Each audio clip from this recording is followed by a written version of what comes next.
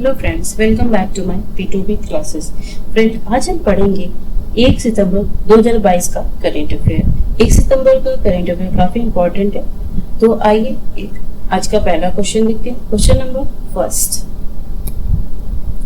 RBI 2 सितंबर 2022 को कितने रुपए करोड़ में मूल्य की 4 दिनांक की सरकारी प्रतिभूतियों की नीलामी करेगा? ऑप्शन दिया है 33,000 करोड़, 40,000 करोड़, 45,000 करोड़ या 51,000 करोड़।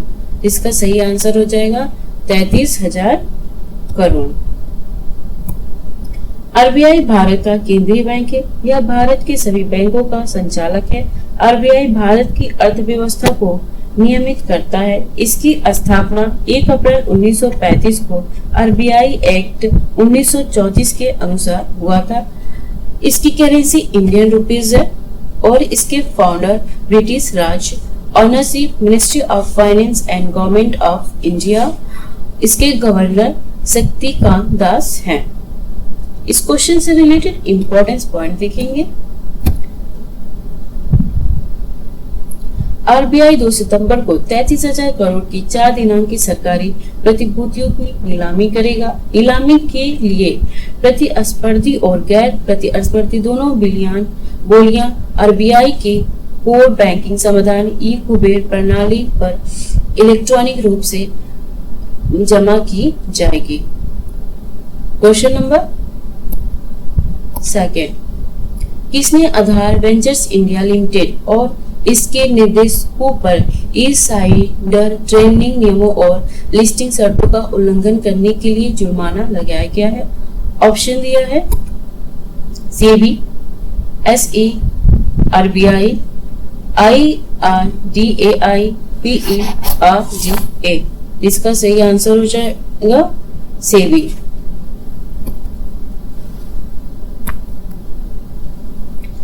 सेबी ने आधार वेंचर्स इंडिया लिमिटेड और उसके निर्देशकों पर इनसाइडर ट्रेडिंग नियमों और लिस्टिंग शर्तों का उल्लंघन करने के लिए जुर्माना लगाया है। एबिल पर लगाया गया कुल जुर्माना 25 लाख है। सेबी भारत की प्रतिभूतियों और कमोडिटी बाजार के लिए नियामक रूप से संस्था है। इसकी स्थापना 12 अप्रैल 1988 को एक कार्यकारी निकाय के रूप में स्थापित किया गया था और 30 जनवरी 1992 को सेबी अधिनियम 1992 के माध्यम से वैधानिक अधिकार दिए गए थे। सेबी का हेडक्वार्टर मुंबई में स्थित है। इसके चेयरपर्सन माधवीपुरी बूच हैं। Question number third, Bloomberg billionaires index के अनुसार गौतम अडानी का रैंक क्या है? ऑप्शन दिया है 2, 3, 4 या 5। इसका सही आंसर हो जाएगा 3। गौतम अडानी अब दुनिया के तीसरे सबसे अमीर व्यक्ति बन गए हैं। यह पहली बार है जब कोई एशियाई 137.4 बिलियन डॉलर की कुल संपत्ति के साथ ब्लूमबर्ग बिलियनर्स इंडेक्स के टॉप 3 में पहुंचा है। वे अब ग्लोबल रैंकिंग में एलन मस्क और जेफ बेजोस से ठीक पीछे हैं। टेस्ला के CEO एलन मस्क की कुल संपत्ति 251 बिलियन डॉलर है, जबकि अमेज़न के स्थापक और CEO जेफ बेजोस की कुल संपत्ति 153 बिलियन डॉलर है। अडानी की जन्म 24 जून 1962 में अहमदाबाद में हुआ था। Top 3 richest people in the world: Elon Musk, Jeff Bezos और गौतम अडानी। क्वेश्चन नंबर 4 देखेंगे, निम्नलिखित में से कौन सा रॉयल नेवी का युद्ध तोप 28 अगस्त 2022 को क्षतिग्रस्त हो गया? ऑप्शन दिया है HMS Queen Elizabeth, HMS Defender, HMS Prince of Wales, HMS Warrior. इसका सही आंसर हो जाएगा HMS Prince of Wales. UK की राजधानी लंदन है। यह संगठित देश है। इसमें England, Scotland, Wales, North Ireland आता है। इसके पीएम बोरिस जॉनसन हैं और इसकी सम्राज्ञी महारानी एलिजाबेथ सेकेंड हैं। इसकी करेंसी पाउंड है। इस क्वेश्चन से रिलेटेड इंपॉर्टेंस पॉइंट देखेंगे हम। रॉयल नेवी का सबसे नया और यूके का सबसे बड़ा युद्ध तोप 28 अगस्त 2022 को क्षतिग्रस्त हो गया। HMS Prince of Wales UK के सबसे नया विमान वाहक तोप भी है, जिसकी लागत $3 बिलियन और इसका वजन 56,000 टन है।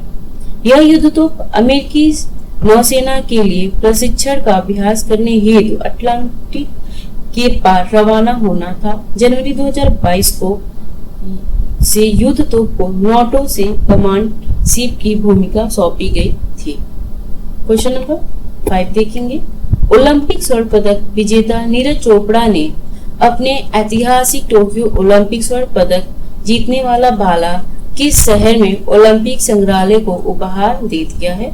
ऑप्शन दिया है लॉस वेगास, एम्स्टर्डम, पेरिस या लुसाने। इसका सही आंसर हो जाएगा लुसाने। से इंपॉर्टेंट पॉइंट देखेंगे। ओलंपिक स्वर्ण पदक विजेता नीरज चोपड़ा ने अपने ऐतिहासिक टोक्यो ओलंपिक में स्वर्ण पदक जीतने वाला भाला लुसाने में ओलंपिक संग्रहालय को उपहार दे दिया। संग्रहालय में 120 वर्ष का समृद्ध संग्रहालय है, जिसमें अभिनव बिंद्रा, जो बीजिंग 2008 में व्यक्तिगत ओलंपिक स्वर्ण पदक जीतने वाले पहले भारतीय बने, की राइफल शामिल है। संग्रहालय का प्रबंधक अंतर्राष्ट्रीय ओलंपिक समिति की विरासत टीम द्वारा की जाती है। Question number 6। Road map Bharat @100 किस वर्ष तक भारत को उच्च आय वाला देश बनाने का मार्ग प्रशस्त करेगा? ऑप्शन दिया है 2038, 2042, 2047 या 2050। इसका सही आंसर हो जाएगा 2038। सॉरी 2038। इंपॉर्टेंस पॉइंट देखेंगे। प्रधानमंत्री की आर्थिक सलाहकार परिषद EAC-PM द्वारा जारी किया गया है। यह EAC-PM इंस्टीट्यूट फॉर कॉम्पिटिवेंस के डॉक्टर अमित कपूर और हार्वर्ड बिजनेस स्कूल के प्रोफेसर माइकल E. पोर्ट तथा डॉक्टर क्रिप्सन केटल्स के बीच एक सहयोगात्मक प्रयास है। Question number 7। Special knowledge factory war exercise by India. देखते हैं। The Indian military exercise in 3 category: domestic exercise, bilateral exercise, multilateral exercise. First है डोमेस्टिक एक्सरसाइज। इसका उद्देश्य आंतरिक जुड़ाव में सुधार करना है। इस व्यायाम में 4 आते हैं। पहला है गांडी विजय, पश्चिम लहर, वायु शक्ति विजय लहर। उसके बाद आता है बाइलेटरल एक्सरसाइज। बाइलेटरल एक्सरसाइज इनमें 2 देशों के बीच सेनाएं शामिल होती हैं।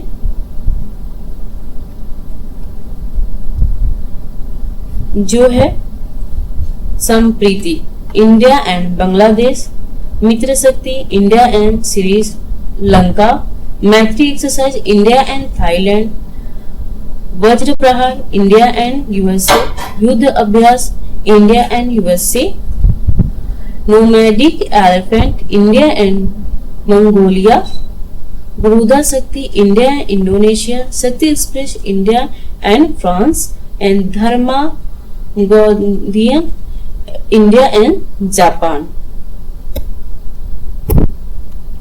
सूर्य किरण इंडिया एंड नेपाल में होता है।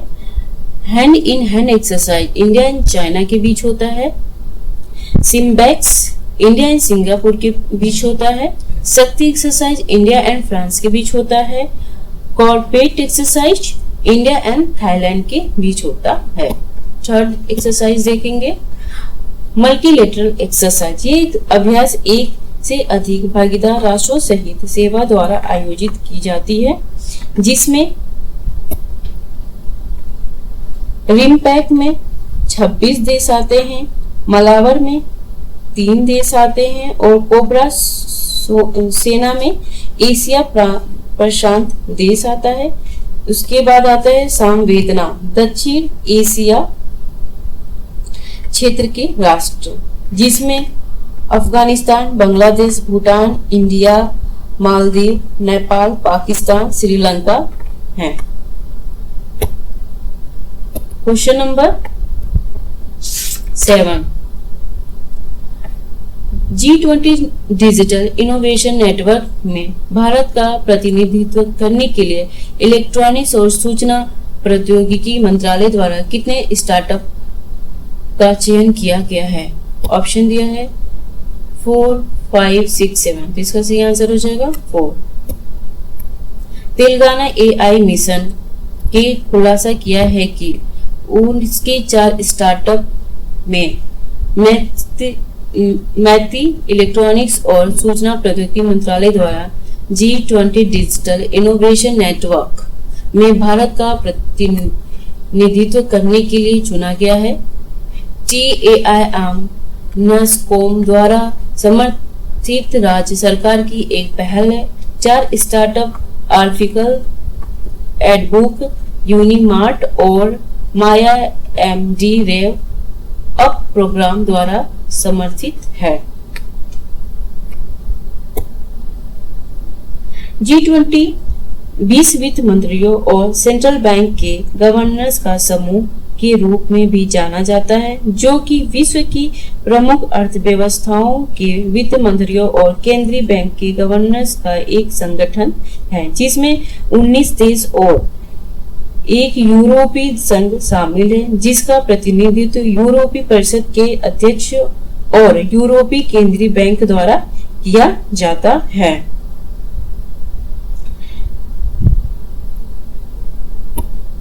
इसमें Argentina, Australia, Brazil, Canada, China, France, Germany, India, Indonesia, Italy, Japan, republic of Korea, Mexico, रूस, Russia, Saudi Arabia, South Africa, तुर्की, the United Kingdom, the United State and the European Union शामिल है।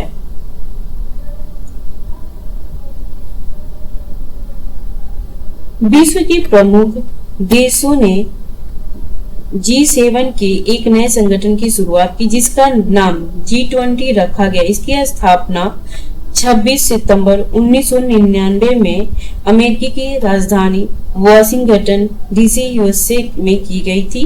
इसका पहला सम्मेलन 2008 में USA में आयोजित किया गया था। तब से ये हर साल आयोजित किया जाता है। 2023 में G20 शिखर सम्मेलन का आयोजन दिल्ली के प्रगति मैदान में होगा। क्वेश्चन नंबर 8, विदेश मंत्री S जयशंकर भारत UAE संयुक्त आयोग की बैठक के किस संस्करण की सह अध्यक्षता करने के लिए संयुक्त अरब अमीरात का दौरा करेंगे? ऑप्शन दिया है 13वें, 14वें, 15वें या 16वें। इसका सही आंसर हो जाएगा 14वें। कैपिटल UAE का कैपिटल अबू धाबी है। इसकी करेंसी यूनाइटेड अरब एमिरेट्स धीरमा है। इसके प्रेसिडेंट मो बिन जायद अल नाहल हैं।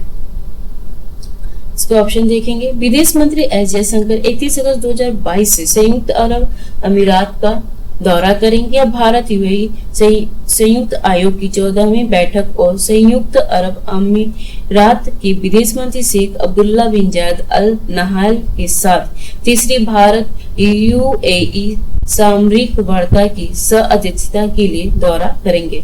अपनी 3 दिवसीय यात्रा के दौरान डॉक्टर जयशंकर यूएई के अन्य गणमान्य व्यक्तियों से भी मुलाकात करेंगे। क्वेश्चन नंबर 9, अंतरराष्ट्रीय व्हेल शार्क दिवस कब मनाया जाता है? ऑप्शन दिया है 28 अगस्त, 29 अगस्त, 30 अगस्त या 31 अगस्त। इसका सही आंसर हो जाएगा 30 अगस्त।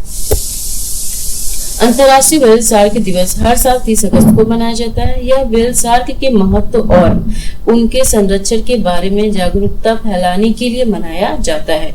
इस दिन की शुरुआत 2008 में इल्सा होलबॉक्स के अंतरिक्ष व्हेल शार्क सम्मेलन में हुआ था। इस अवसर पर भारतीय वन्यजीव ट्रस्ट, कर्नाटक, केरल और लक्षद्वीप में व्हेल शार्क बचाव अभियान शुरू किया जाता है। क्वेश्चन नंबर 10, निम्नलिखित में से किसके प्रचार और सरलीकरण के लिए एक समझौता ज्ञापन पर हस्ताक्षर किए गए हैं? ऑप्शन ये है 1 hard 1 standard, 1 medicine 1 standard, 1 herb 1 national या 1 मेडिसिन 1 नेशन। इसका सही आंसर है 1 हर्ब 1 स्टैंडर्ड। इसकी स्थापना 1947 में हुआ था। इसका हेडक्वार्टर न्यू दिल्ली में है। इसके मनसुख महादेवा मिनिस्टर हैं इसके। Bharati Pawar minister of state. भारतीय चिकित्सा और होम्योपैथिक आयुष मंत्रालय और भारतीय फार्माकोपिया आयोग स्वास्थ्य और परिवार कल्याण मंत्रालय के लिए फार्माकोपिया आयोग के बीच एक समझौता ज्ञापन पर हस्ताक्षर किए गए हैं।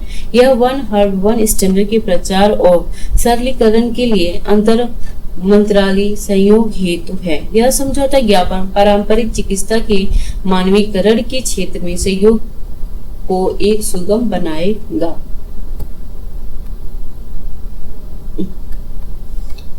भारतीय फार्माकोपिया आयोग की स्थापना 9 नवंबर 2014 में हुआ था। इसकी कैबिनेट मिनिस्ट्री सर्बानंद सोनोवाल हैं। इसकी ministry of state Mahendra Munjapara हैं और ministry of executive Rajesh Kotecha हैं।